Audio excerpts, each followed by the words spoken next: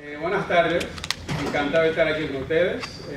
Soy parte de la familia de ustedes y nos honra la presencia del distinguido Xavier y Virginia porque han trabajado mucho con NAVE y siempre asisten a la conferencia internacional de NAVE. Casualmente lo tenemos el año siguiente, el 1 al 3 de marzo.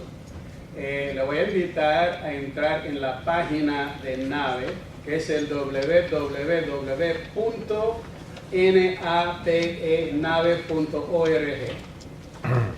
En esa página yo no voy a repetir lo que pueden encontrar, pero la Asociación Nacional de Educación Bilingüe surgió hace 47 años en los Estados Unidos. Tenemos una membresía de más de 20.000 maestros bilingües, representando como 5 millones de estudiantes bilingües, y tenemos afiliados con 22 diferentes estados y 3 países internacionales, que es la China, España y México, y próximo posiblemente tendremos a Brasil, Perú, Costa Rica y Panamá. Estamos trabajando con esos 4 y puede ser que lo vamos a anunciar para la conferencia en marzo.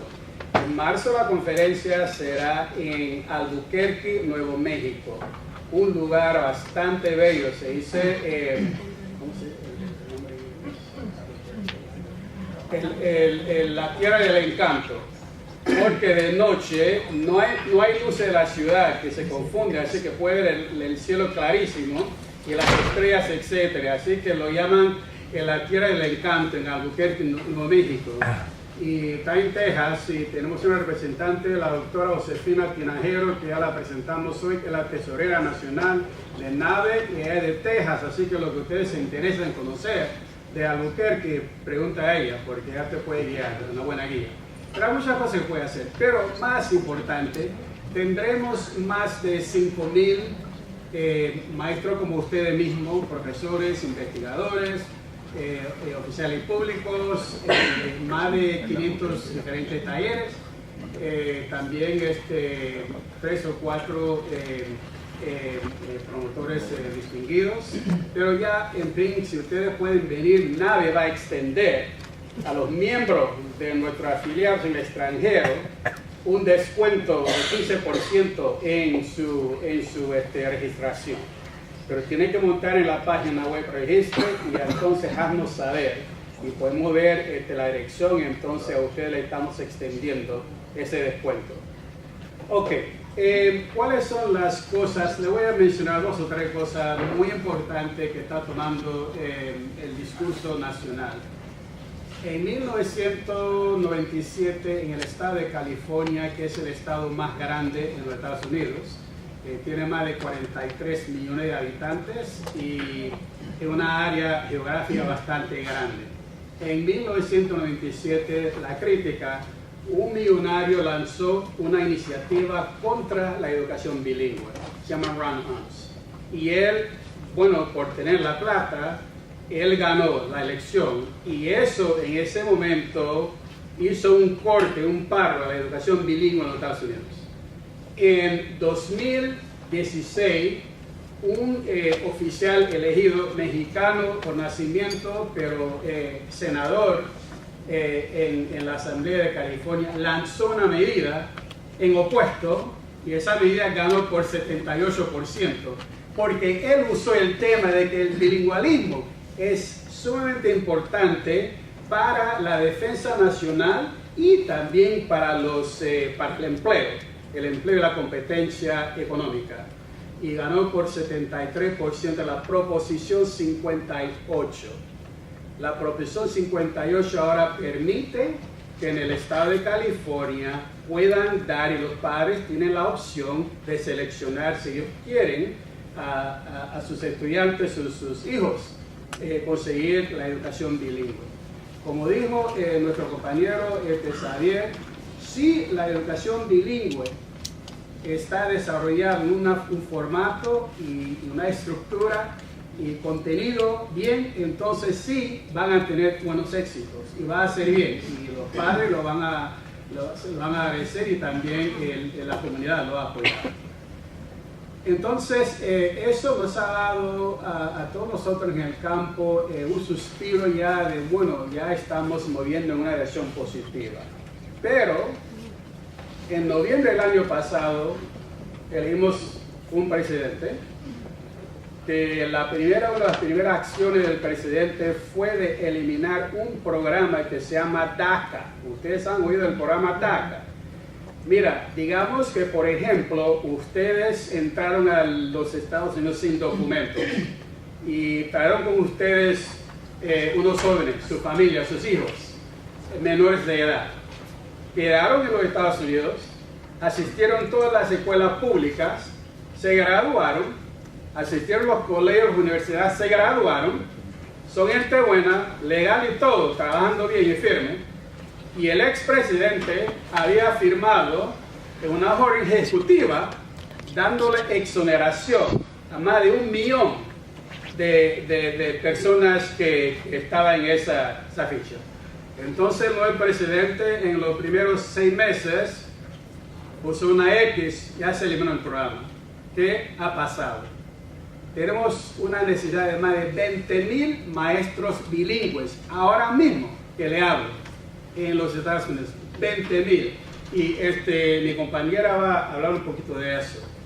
Así que los temas nacional es una batalla cultural, una batalla, ¿cómo le puedo decir?, contra el emigrante, una batalla que vamos a ser aislados del resto del mundo, y una batalla que no reconoce las posibilidades que trae un estudiante, un graduado, una persona bilingüe en relación a la economía, el desarrollo, la técnica, etcétera, etcétera. Así que nosotros en el campo de educación estamos tratando de trabajar con la Oficina de Educación Nacional a nivel federal y enseñar en todas las estadísticas, todo lo que se comprueba, que el bilingüismo es importante para la nación en diferentes aspectos, pero ese es el empuje que estamos enfrentando ahora mismo al nivel nacional. Por eso yo hice la pregunta ayer a David Marsh, porque aquí en Europa está más aceptado, allá ahora tenemos la puerta casi cerrada, y hay una situación muy, ¿cómo le puedo decir?, que nos molesta mucho, porque hemos visto situaciones muy feas que han surgido contra el inmigrante, muy feas, ahí en diferentes estados.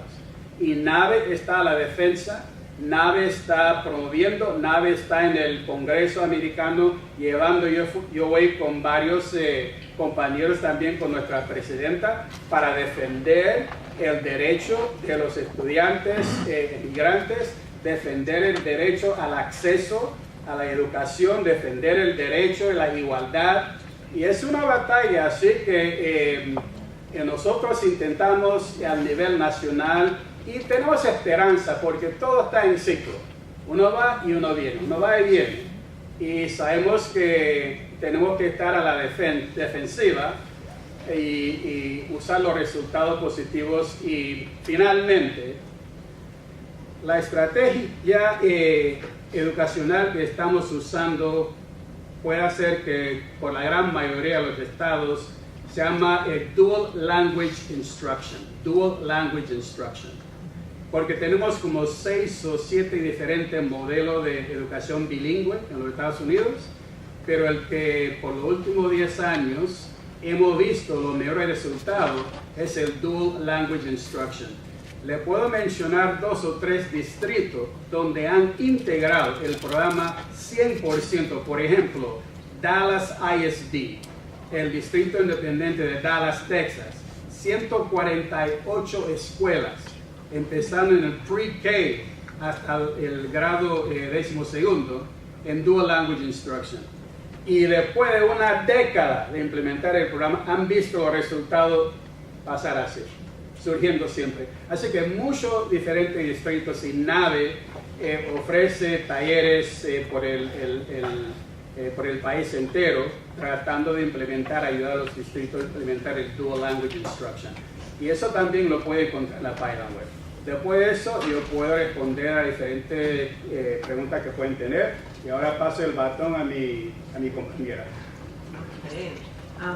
Soy encantada.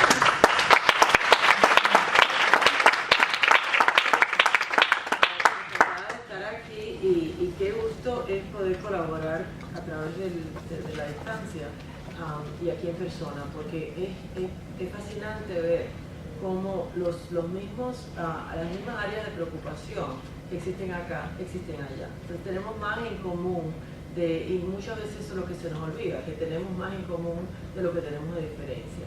Entonces oyendo las ponencias anteriores y oyendo todas esas áreas son las áreas que nosotros tenemos, las áreas del contenido y todo eso, le llamamos de otra forma o lo que sea, pero es las mismas áreas y la misma dilema que tenemos allá.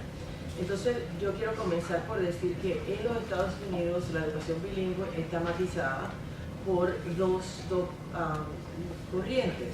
Una es la educación de chicos que vienen de sus países hablando su idioma, que tienen que adquirir inglés. Y la otra está matizada por los estudiantes que han nacido en los Estados Unidos que queremos que aprendan idiomas. En los dos tenemos muchas áreas de conflicto. Hay, en contra de lo que dice toda la investigación, hay muchas áreas de los Estados Unidos que piensan que a los chicos que no hablan inglés hay que enseñarle el inglés básicamente y lo demás no importa. Y eso está totalmente contraindicado con las investigaciones, pero es más una cosa emocional o política que se vierte en la polémica, que es lo que estaba diciendo Santiago. Entonces la otra parte es que los Estados Unidos han sido famosos o infamosos por el hecho de que no hablamos otros idiomas, de que no, en realidad, el público en general. Así que las dos áreas tienen sus temores y tienen sus ideas, la falta de valor de lo que es los idiomas. Entonces lo interesante es que es un país muy interesante en el sentido de corrientes diversas, porque es un país que no importa lo que nosotros queramos decir o defendernos o lo que sea, es un país que fue creado bajo la inmigración. Un país que esa es la principal razón de la creación del país, fue inmigración, incluyendo los americanos nativos que vinieron de otro lado también, a través del estrecho de Sidney. Es un país que ha sido también creado bajo el racismo. Eso ha sido una de las fuerzas principales del país y que no queremos admitirlo, pero es una realidad. Pero al mismo tiempo, como balanceando esas dos corrientes, es un país que se notifica muy bien en el área de tolerancia. Entonces ha sido basado bajo tolerancia religiosa, bajo tolerancia de todo tipo. Entonces esas corrientes las vivimos continuamente. ¿Y dónde se vive más? En las clases y en los distritos y en la administración. Entonces todo eso se refleja en nosotros. Entonces, ¿qué pasa? Que nosotros éramos únicos por mucho tiempo en esa parte de la inmigración, porque en realidad nosotros, bien o mal, habíamos tratado de lidiar con este concepto de inmigración por muchos años y de absorber dentro de una cultura otras muchas culturas. Y ahora Europa y otros países están enfrentándose a esa realidad también. Entonces es una época maravillosa para poder compartir conocimientos de lo que nosotros hemos aprendido a través de la mayoría de errores que hemos cometido, que los hemos podido estudiar y reflexionar en ellos. Entonces es una época muy buena para poder tener estas conversaciones.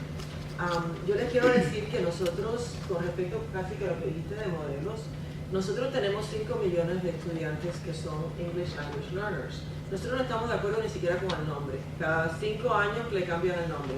Entonces, porque siempre se trata de llevar toda esa riqueza que esos chicos traen, ¿no? Entonces, pero dentro de 5 millones de estudiantes probablemente tenemos 5 millones de modelos de educación bilingüe. Entonces uno no sabe, y les voy a decir una historia cortica porque me parece que representa eso. A mi nieto estaba en un programa bilingüe en mi distrito, de 50-50, a mitad del día en inglés y a mitad del día en español. Y se mudaron se iban a mudar para otra área y lo primero que fuimos fue buscar a ver dónde, qué programas bilingües tenían allí. Encontramos uno que tenía un programa de 50-50 y entonces que era inglés y español, era perfecto. Compraron casa allí, que era lejísimo del trabajo para poder ir allí. Cuando yo fui a visitarlo, yo empecé a ver y cuando visito la clase le digo, ¿dónde están los libros en español? Y me dicen, me sacan una cajita, donde estaban los libritos, y yo dije, pero esto no es 50-50. Necesitamos una hora de bilingüe, y entre esa hora la mitad del tiempo es en español. Entonces, ese es el problema con los modelos y los nombres de los modelos, y que nos ha hecho muchísimo daño en la educación bilingüe en los Estados Unidos, porque una metodología pobre no funciona para nadie. Y yo voy a ir un poquito más lejos de lo que ha dicho Javier y Santiago. Yo pienso que la educación bilingüe, si no se hace bien, en realidad daña a los chicos. No solamente que no les funciona, los daña, porque no se crea el desarrollo del lenguaje en los grados bajos. Entonces, cuando se lleva a dar los contenidos sin haber creado ese lenguaje de los grados bajos, entonces los chicos no están adquiriendo el contenido como debe. O si tienen un maestro que se cambia de idioma uno para el otro y los chicos nunca entienden la riqueza de cada idioma. Entonces a mí me parece que lo principal es la metodología, de crear programas que sean metodológicamente apropiados y que están basados en investigación. Entonces, y lo del contenido nosotros no lo llamamos CLIL, pero nosotros también estamos basados también en la idea de dar clases en contenido. Pero a mí me parece, y esto es muy personal, a mí me parece que nosotros hemos llegado al umbral en que tenemos que tomar otra decisión. Ya la conversación de contenido o lenguaje a mí no me parece que es la apropiada para este siglo XXI. A mí me parece que ahora es la acción. Nosotros tenemos que educar a los chicos para actuar en su ambiente, en su mundo, tomar acción y hacer proyectos y hacer acciones de servicio en que ellos son los protagonistas y los maestros no son los protagonistas. Y nosotros solamente le damos las herramientas para que ellos puedan buscar cómo es que ellos van a resolver los problemas que ellos van a tener. Porque nosotros, yo digo, en el ramo educacional, nosotros somos muy buenos educando chicos para el mundo en el que nosotros crecimos. Pero nosotros no somos muy buenos para educarlos a ellos al mundo en que ellos van a vivir. Porque nos cuesta mucho proyeccionar. Entonces, eso es lo que a mí me parece que en este momento nosotros tenemos que pensar cómo preparar a los chicos de una manera, y normalmente es un chiste pero se dice que Rip Van Winkle, aquí se sabe que Rip Van Winkle, el que durmió por 100 años, que se despertó, se fue a dormir y se despertó ahora reciente. Y cuando se despertó, lo primero que hizo fue el ruido de los aviones y aquella cantidad de aviones y los carros y la autopista, y se sentía perdido. Y entonces vio que la gente se estaba hablando por teléfono en el aire y continuamente y se sentía más perdido. Entonces por fin Rip Van Winkle encontró un sitio donde se sentía cómodo. Lo llevaron a un colegio y fue a una clase. Y se sintió como que veía exactamente igualito que lo había. Entonces la idea es que tenemos que nosotros que preparar a los chicos, no para el mundo de Rip Van Winkle, sino para el mundo en que no sabemos en qué van a trabajar, no sabemos cuáles son los campos de mañana. Y para esos campos que necesitamos lenguaje y necesitamos razonamiento. Por eso esa conversación de que si se pierde el contenido porque se enseña en ese idioma, eso es totalmente, a mí me parece que es absurda, no por ofender a nadie, pero me parece una conversación absurda, porque obviamente yo siempre uso la analogía de la bicicleta. Yo sé montar bicicleta en español muy bien, y sé montar bicicleta en inglés también, de maravilla. Y yo estoy segura que si me voy a China mañana, yo voy a poder montar bicicleta en chino, porque es una destreza que no tiene nada que ver con el idioma. Entonces, y eso es muy fácil, ¿no? Obviamente. Pero las otras destrezas, yo les reto de que tienen más en común, que no son basadas en lenguaje de lo que nosotros creemos. Por ejemplo, si tenemos una destreza como inferencias o idea principal de un párrafo, si yo sé hacer la idea principal en español, yo la sé hacer en inglés. Y si a mí me van a enseñar idea principal por primera vez en mi vida, que nunca la he visto, yo lo más probable es que lo primero que hagan es que me lo enlacen con lo que yo ya sé, y entonces movemos la conversación más adelante. Entonces yo les reto de que cuando estemos hablando de que si un chico sabe o no sabe, o que no va, porque yo oí también en la conversación los exámenes, porque todo el mundo está histérico con los exámenes, ¿no? Pero si nosotros hacemos lo que tenemos que hacer y hacemos la educación correcta, los chicos van a hacer de maravilla en los exámenes. Si nosotros empezamos a enseñarles basado a un examen, lo único que van a hacer es pasar el examen, no van a poder pasar lo demás.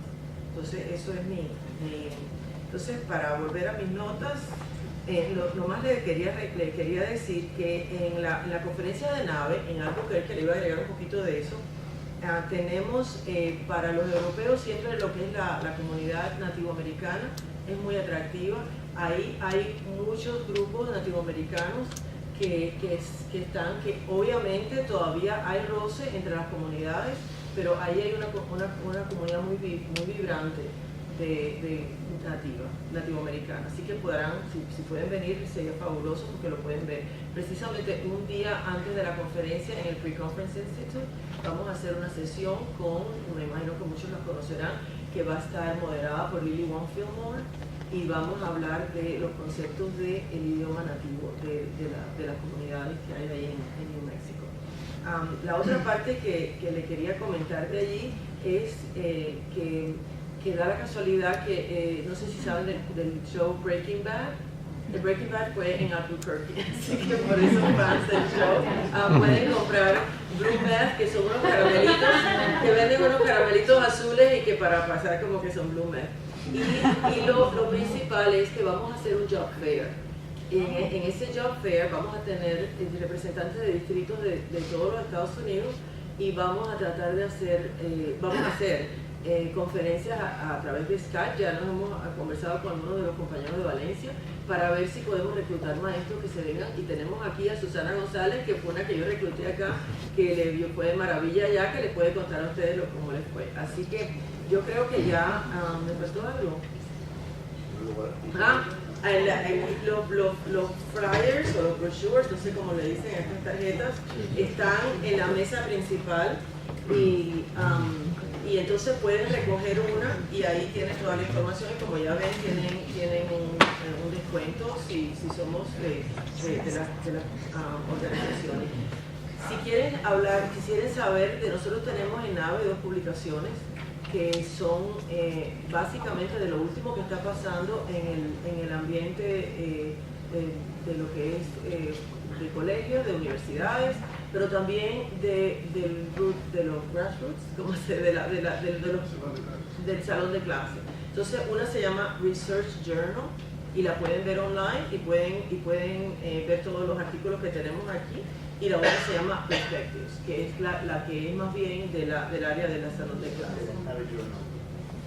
Y entonces el NAVE Journal, del cual tenemos a 2 editores acá, que está la doctora Josefina Tinajero y Virginia, son parte de los editoriales de esas revistas. Así que los dejo y con gusto, somos amigos, podemos lo que tengamos que conversar y preguntar con gusto. No le quiero yo quiero mantenerme siendo amiga de mí, así que me voy a callar.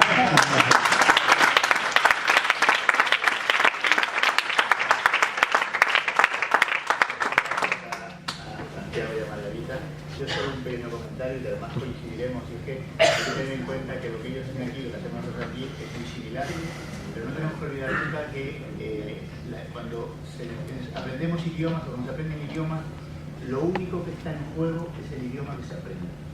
Pero cuando aprendemos en un idioma, lo que está en juego es la educación que recibimos.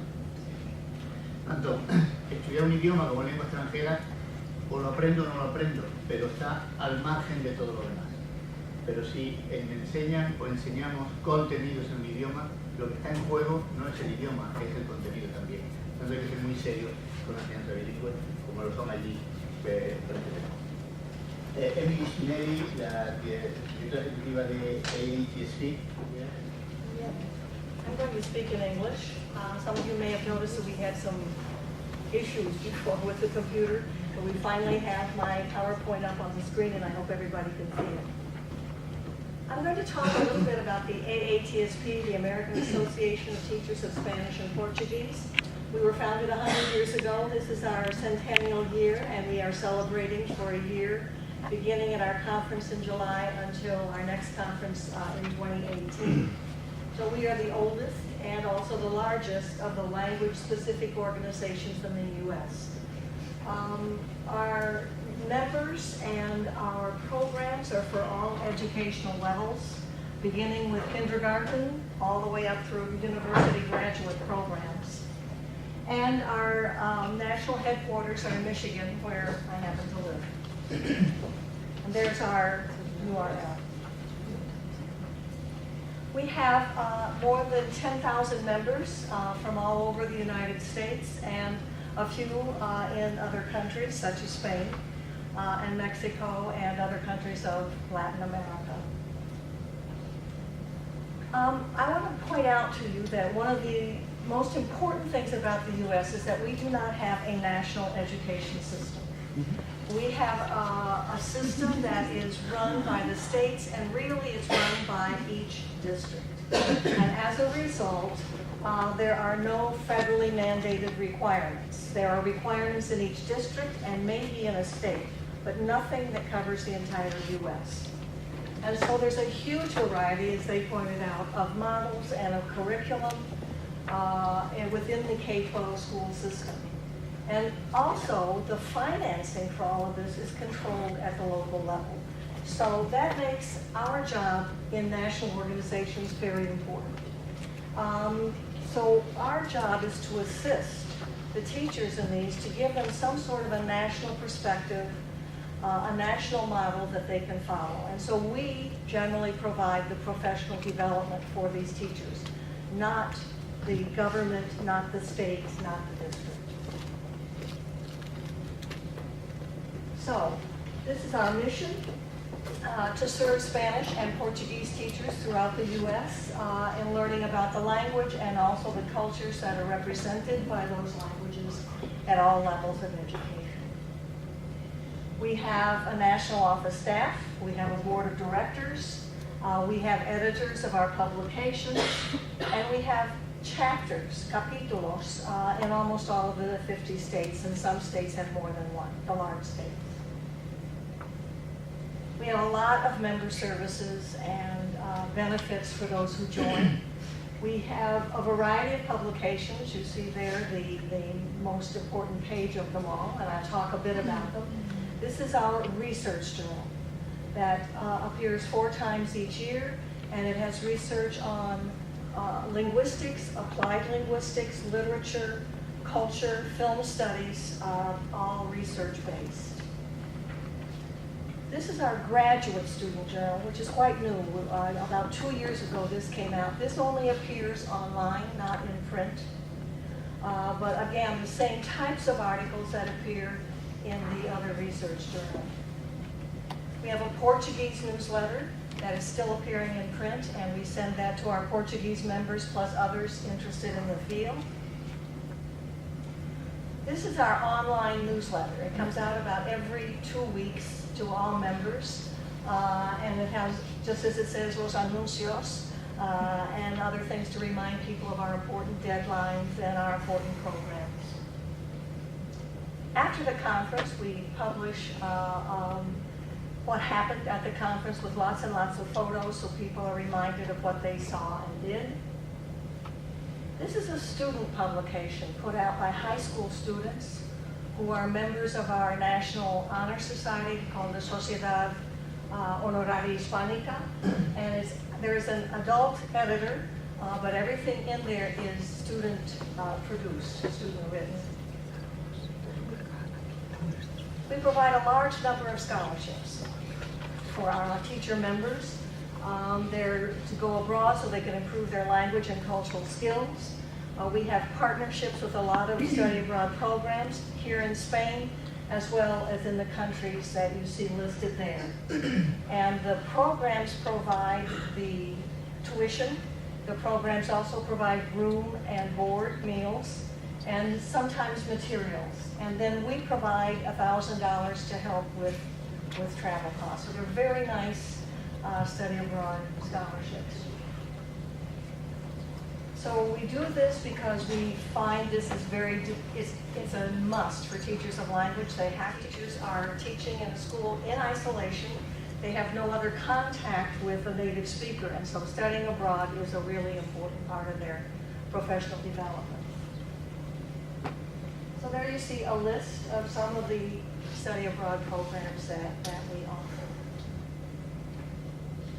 We also have travel stipends to help the teachers come to our national conference. We have a competition, and some of them receive up to $500 to help them attend our national conference. And there's a variety of those kinds of stipends. We also give out awards to our valued members who have done something special, awards for teachers, awards for leadership, for service, and chapter of the year as well. We also have a national Spanish examination. This is for students in secondary level. We give this online to about 170,000 students every year. There's a 6 weeks window. The entire exam is for registration online, etc. And of these, last year we had 170,000 students. The top students receive a medal. In addition, some of the top students receive scholarships to start for a trip abroad, and it's a very, very fine program throughout the U.S. The registration dates for that are starting almost very quickly, and the exam is given every year from March 1st through April 10th. And there you see some past winners of the Portuguese national exam and teachers who have given it. We do the same thing in Portuguese that we do in Spanish, although to much smaller numbers. Our national, the Sociedad Honoraria, you see there, we talked before about the journal that they produce. They take a number of students abroad each year. They take about 25 of them, and there you see them in Iguazu. And then we also have another program for elementary students. This is not an honor society. It's a service organization for elementary students in grades kindergarten through grade 8. We have an annual poster contest for which we also select winners. And then our annual conference, which takes place normally the end of June to the beginning of July. It's been held annually since 1918, so our next one is going to be our 100th one. We rotate it between the U.S. and between a Spanish or Portuguese-speaking country. We normally have at least 250 sessions, workshops, and events. And we have a large exhibit hall with vendors of our product. So, those of you who are in Spain can come to our next conference. We will be in Salamanca at the end of June in 2018. And after I'm leaving here, I'm going to Salamanca to make arrangements for this particular conference. If you are a member, the call for papers is still open through November 6th. So if you're interested in presenting, please do submit a paper. We're very pleased that this is our 100th, I must say. And we're very pleased that it's in Salamanca because Salamanca, as you probably know, is also celebrating its 800th anniversary of the university. And we are doing this in conjunction with that organization and also with FIAPE, the Federación Internacional de Asociaciones de Profesores de Español, and the Junta de Castilla y León. So this is just an advertisement of the front page of our program from several of our past conferences, so you see where we have been.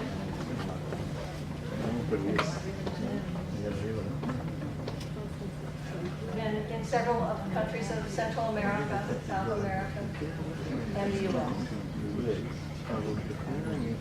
We provide graduate level credit for people who attend our conference if they want to do so through New Mexico State University. This is the home page of our website. We also have a career center where we post jobs, obviously.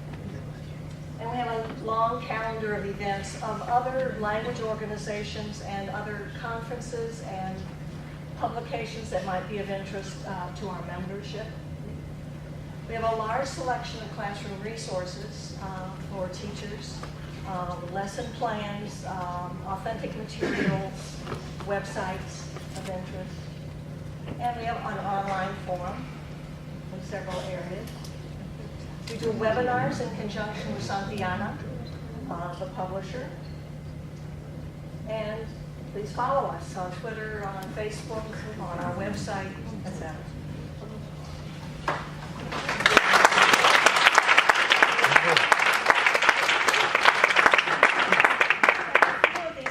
With all of our brochures representing our various programs. So if any of you are interested, you want to come up afterward, I'll be happy to share them. Thank you. Thank you. Muchas gracias, Emily.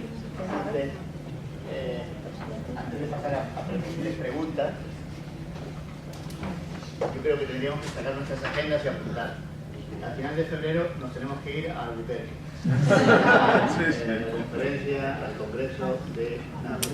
En junio nos tenemos que ir a Salamanca, que es el Congreso Centenario de ATSP. Y luego en octubre, supongo, tenemos que ver dónde vamos a hacer el siguiente Congreso de CIE, ¿no? Entonces tenemos un año completo. Y apuntando, que no se te olvide, estáis invitados a ir a Albuquerque en febrero, final de febrero. Incluso hasta ofrecen un descuento interesante para aquellos. Tengo que decir que las asociaciones norteamericanas, cuando preparan congresos, nada tienen que ver con los congresos que podemos hacer en España. Yo que asisto a sus congresos, hablamos de miles de personas en un hotel asistiendo a cientos y cientos de conferencias, ponencias, actividades, tanto de ATSP como de NABU.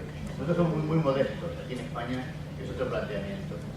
Pero bueno, poco a poco iremos intentando tener un congreso de referencia en España que sirva para conocer un poco toda la inquietud que hay en torno a la enseñanza bilingüe.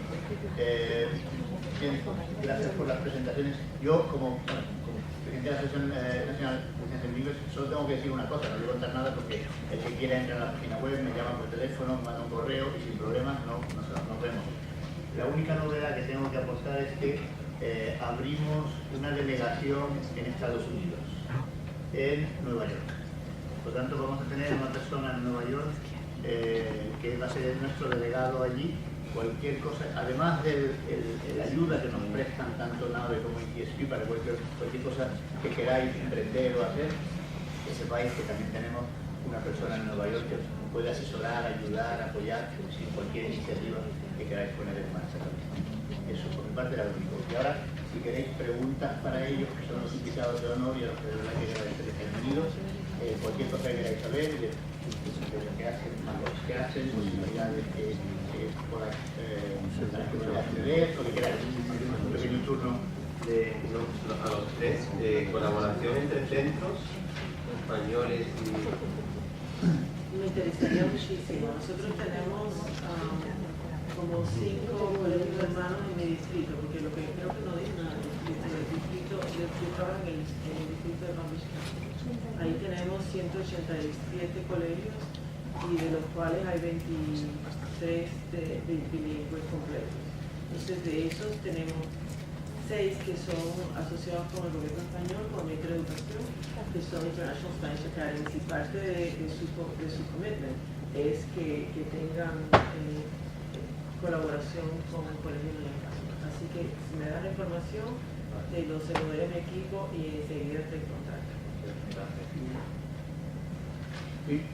Sí, en ese sentido nosotros también estaríamos interesados. Entonces, ¿cómo podríamos...? Al principio de los proyectos bilingües teníamos una escuela gemela hermanada en el Reino Unido, pero por problemas entre ellos y nosotros, que los niños no tenían oportunidad de irles a visitar, al principio de todo, en el 2005, nos enviábamos trabajos por correo postal, pero ya viendo que las comunicaciones entre unos y otros han mejorado, ya no se envían trabajos por correo, sino ya está el eTwinning, ya está online, los webcam. Entonces, bueno, pues queríamos saber también un poco cómo podríamos tener esta comunicación. muy sencillo, escribes a la asociación y nosotros canalizamos la información a nave o a Es donde queráis. Vigo, yo no quiero las condiciones que ellos tenían una. Yo creo que Sin problema, mandáis un correo con la información, lo que queréis, y nosotros lo canalizamos bien a que escriben a nave en función de lo que queráis. Gracias.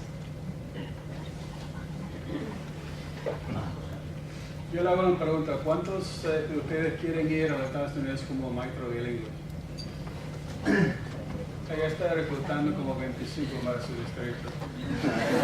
De verdad, sí. ¿Me permitís una pregunta? Me consta que hay mucha gente que quiere ir a Estados Unidos a dar clase. De hecho, yo he estado trabajando allí y conozco compañeros, pero existe el problema de los visados. ¿Tenéis previsto alguna actuación para solventar ese gran problema que se presenta en España? sí, mira, si se hace a través del Ministerio de Educación, Sí. el Ministerio de Educación español tiene un sistema Sí. fabuloso. Sí, pero solamente pueden ser 3 años, Sí, Margarita. solamente puede ser 3 años, es con la visa J1. Ajá. Hay distritos que han adoptado la visa H1. Ajá. La visa H1 no solamente es una visa Sí, sí, la conozco. permanente, pero se puede movilizar para que sea un green card, que es una residencia permanente.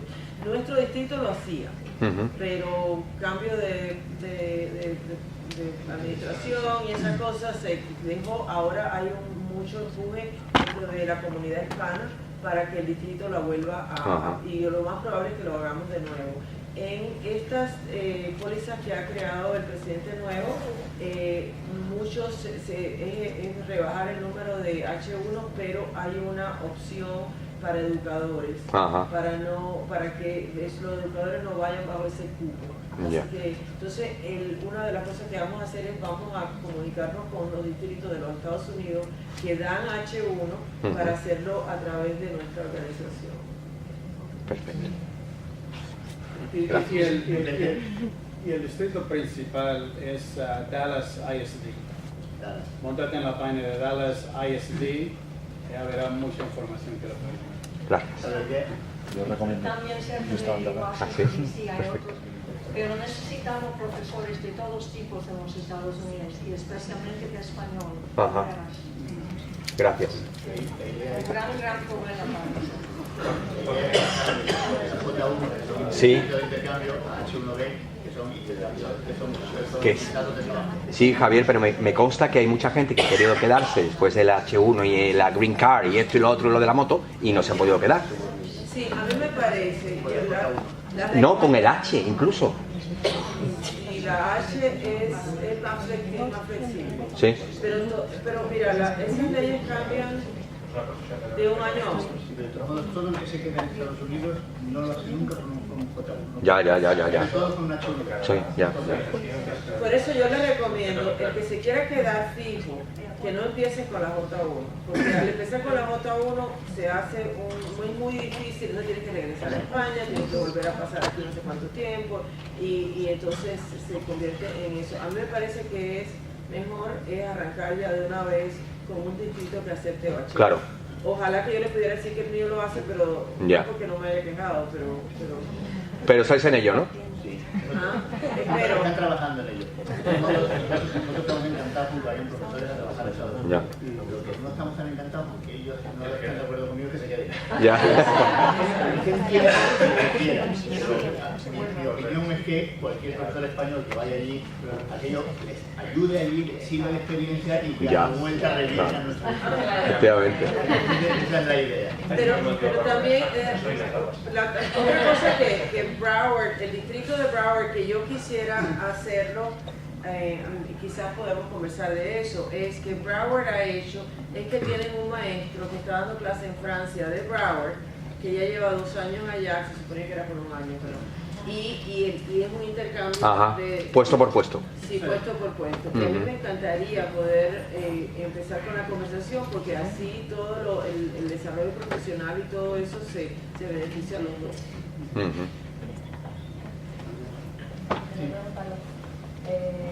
En el caso de puesto por puesto, el caso, claro, no estoy hablando del problema con Estados Unidos, pero con España. A la vuelta nosotros, los funcionarios, perdemos nuestra plaza, no Sí, Claro, como... No, en puesto por puesto no.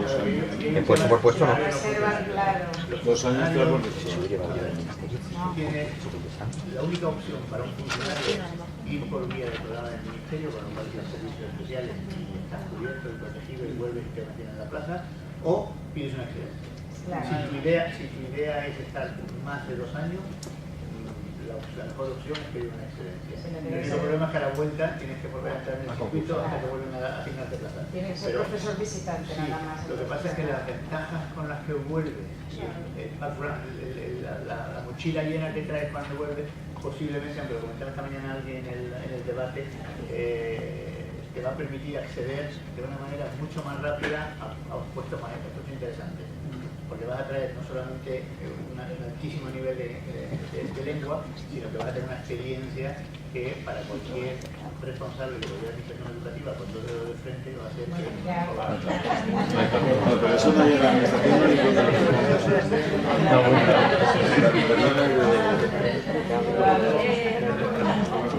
Yo me llamo Carmen Marcos y fui profesora visitante en Estados Unidos. Tuve una experiencia horrible y me gustaría que cualquier persona que quiera entrar en este programa y quiera ver el otro punto de vista pudiera hablar conmigo, porque yo tenía un horario de 9 clases diarias más 2 tutorías en un centro de alta peligrosidad en San Antonio, en Texas, y me gustaría que me pusieron en secundaria cuando yo soy de primaria.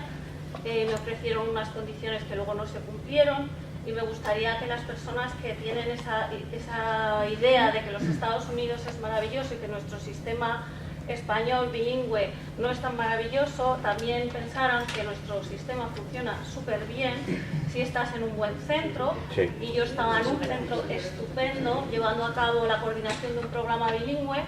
Creo que se me sacó de una coordinación bilingüe, de un trabajo en un equipo de teatro de niños que presentábamos todos los años a la Comunidad de Madrid, y de una continuidad profesional para llevarme a un centro en unas condiciones, ya te digo, horribles, porque por mis problemas de salud tuve que volverme, por un problema de tipo nervioso, tuve que volverme al año. Perdí muchísimo dinero, más de $20.000, al trasladar a toda mi familia y perder el trabajo de mi marido.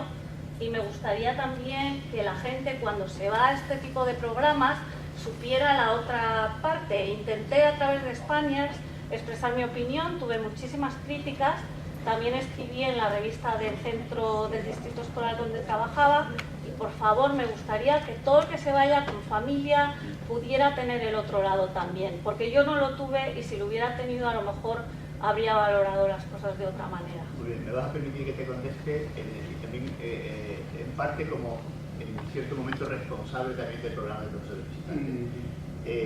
Yo lamento sinceramente que hayas tenido una experiencia negativa.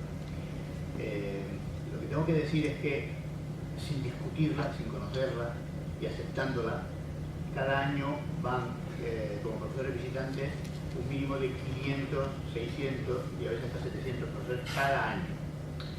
A ver, es imposible buscar la perfección en todos los casos. Siempre va a haber algún problema en algún sitio. Yo lamento que haya uno solo, pero lo que sí que puedo decir es que, en términos generales, el programa de profesores visitantes funciona muy bien por varias razones. Primero, porque hay un proceso de selección aquí en Madrid, porque hay un seguimiento por parte de las autoridades norteamericanas y por los contratantes norteamericanos que se ocupan de ayudar a la instalación y incluso a su transformación, a los profesores, a todos ellos, normalmente por unos resultados muy buenos. Yo sé que hay gente que se vuelve al año, hay gente que se vuelve a los 2 años, hay gente que se vuelve a los 3 años y hay gente que se queda toda la vida. Yo conozco gente que se ha jubilado hoy. Entonces, de verdad, sinceramente lamento que hayas tenido una experiencia negativa y que hayas tenido incluso pérdida económica, eso es gravísimo. Pero estoy seguro de que si ha debido ser un caso muy concreto por alguna... íbamos 13 familias y nos volvimos 10. Bueno, yo quiero decir que yo he estado en el programa y para mí ha sido una experiencia estupenda. O sea, Ya, pero te digo que fuimos 13 familias y volvimos 10. O sea, quiero decir... También he estado y no tengo la misma. No, pero que quiero decir que por favor, a ver, que yo respeto... La feria era como de... Pero ella lleva razón, pero lleva razón. Y es profesor de la Universidad de Texas.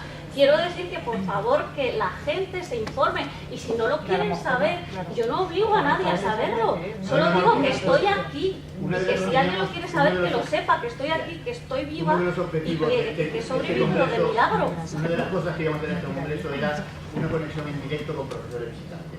No lo hemos hecho porque al final no tenemos tiempo. Es tan denso el congreso que no ha habido tiempo.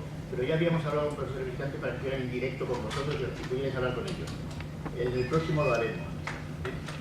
Sí, la otra cosa es que eso es indiscutible.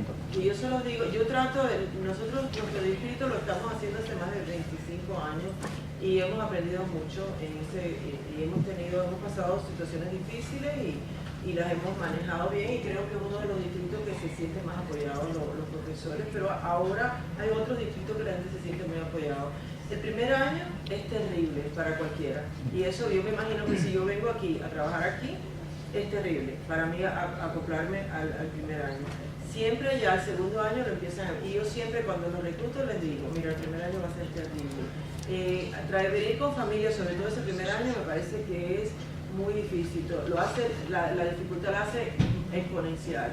Entonces siempre les digo, siempre me parece que cuando ellos regresan el primer año y nos vemos muy a menudo y estamos continuamente arriba de ellos y pendientes de si necesitan algo, siempre me dicen, oye, pero me dijiste que era difícil, es verdad que es difícil. Y así que, entonces, después, más adelante, muchos se regresan contentos porque otras cosas pasaron, otros se regresan no contentos porque no les gustó o no quieren seguir, y hay muchos como que dicen, como dices, a ver, que se quedan y que no se quieren regresar. Y en este momento estamos activamente buscándole un marido a una chica que la directora donde quiera que se reúne, la directora le dice, ay, no conocen a un hombre soltero porque yo quiero casar a mi maestra española con él. Así que hay de todo,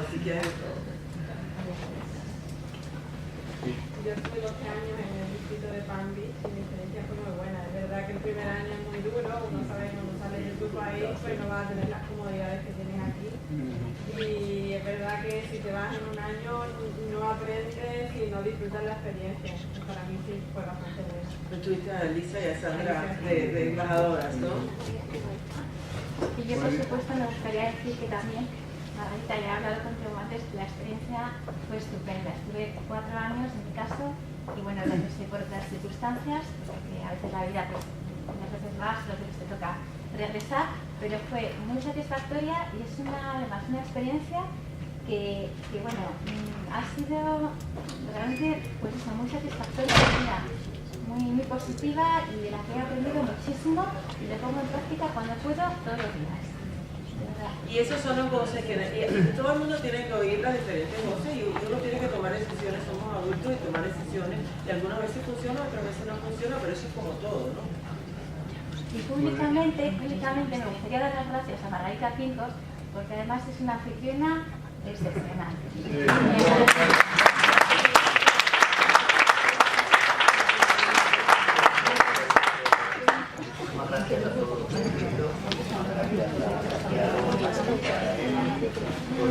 Y a Jero, que está aquí con nosotros, no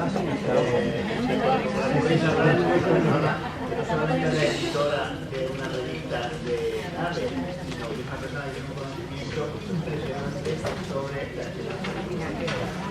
Muchísimas gracias a todos, porque ahora no sé ahora vamos al taller y luego acabamos con el